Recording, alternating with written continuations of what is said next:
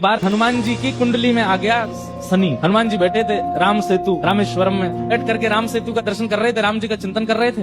इतने में ही शनि महाराज आए। हनुमान जी ने कहा, अरे आइए आइए आइए भगवान, आप कैसे आए? बोले भैया अब हम बोरिया बिस्तर सब लेकर के आए हैं, 7.5 साल आपके संग ही रहेंगे। 7.5 साल के लिए आती है शनि की दशा।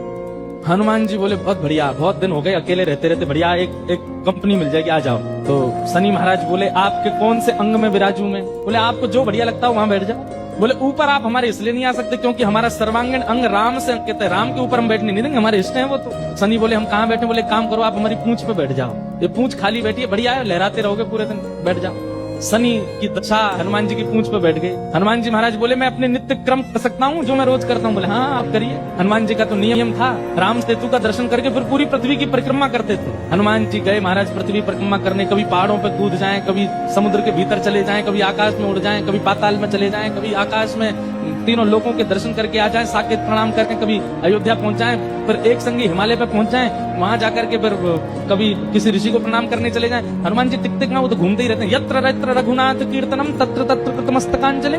जहां जहां कथा होती है, ये बात लिख लीजिएगा, पूरे विश्व में जहां भी कथा होती है हनुमान जी एक क्षण के लिए सही आते हैं, सब जगह आते हैं। अब अपनी संध्या वंदन करके तीनों लोगों की परिक्रमा करके पृथ्वी परिक्रमा करके फिर हनुमान जी ने लिस्ट निकाली कहाँ कहाँ कथा चल रही, सारी कथाओं में गए एक एक सेकंड के लिए। इतनी उछल कूद और इतना ज्यादा एनवायरमेंट चेंज हुआ, व्यक्ति अगर एक मौसम से दूसरे मौसम में जाए तो जुकाम खांसी हो जाती, क्या क्या।